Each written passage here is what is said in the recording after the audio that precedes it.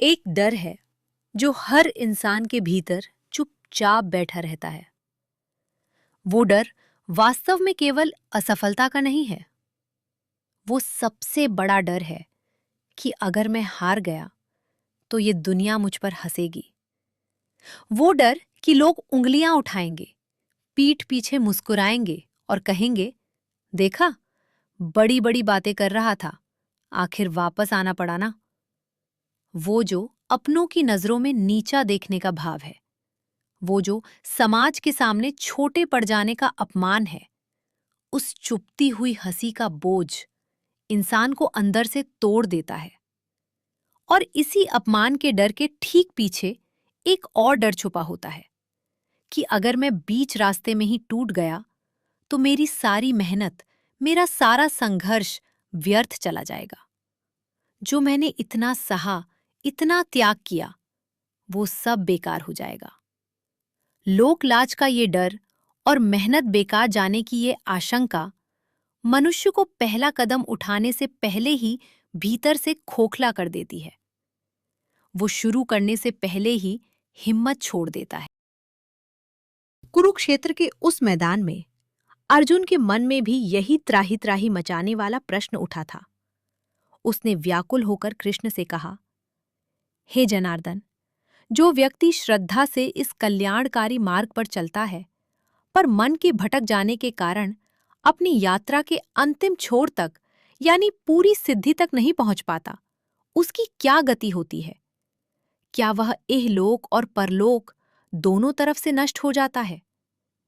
ना वह इस संसार का रहता है, ना उस पार का।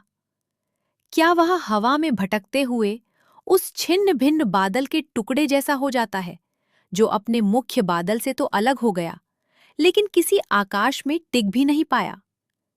क्या वह बिना किसी आश्रय के, बिना किसी दिशा के शून्य में बिखर जाता है? अर्जुन ये प्रश्न आत्म साधना के मार्ग को लेकर पूछ रहा था। पर यही सत्य हर उस प्रयास पर लागू होता है जो सच्चे मन से किया गया हो। ये प्रश्न केवल अर्जुन का नहीं था।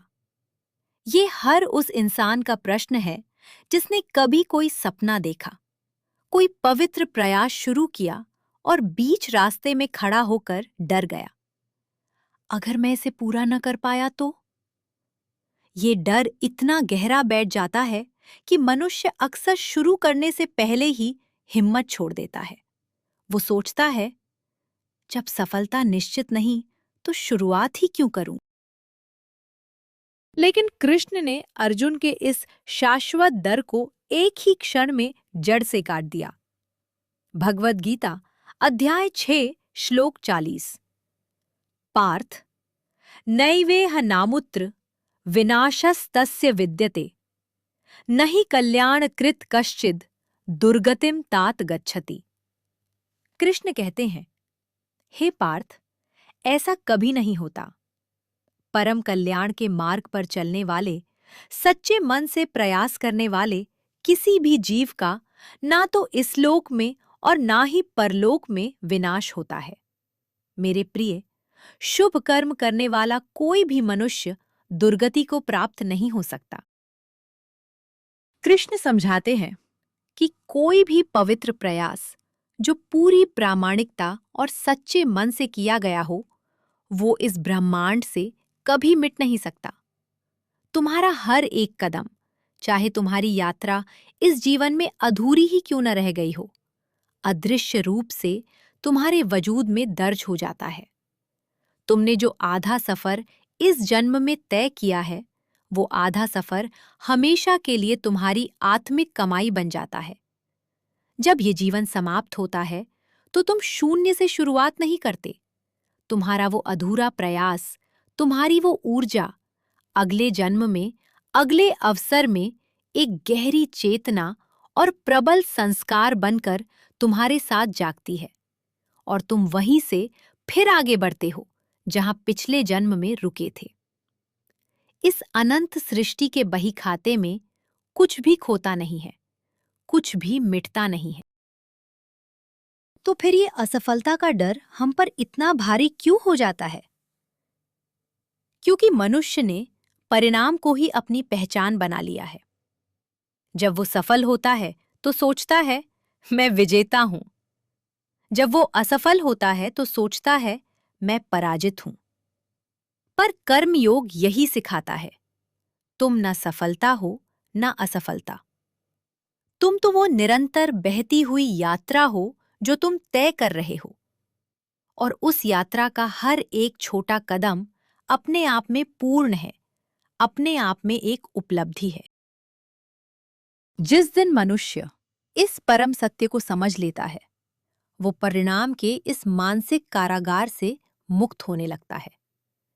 अब वो ये सोचकर नहीं कांपता कि अगर मैं हार गया तो क्या होगा, बल्कि वो पूरे स्वाभिमान से कहता है मैं पूरी ईमानदारी से चल रहा हूं, यही मेरा पुरस्कार है।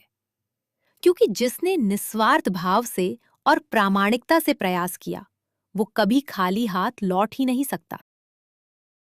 शायद आज संसार की नजरों में परिणाम न मिले, शायद ये यात्रा इस शरीर के रहते पूरी न हो, पर जो संकल्प, जो निष्ठा, जो पसीना तुमने बहाया है, वो व्यर्थ नहीं जाता।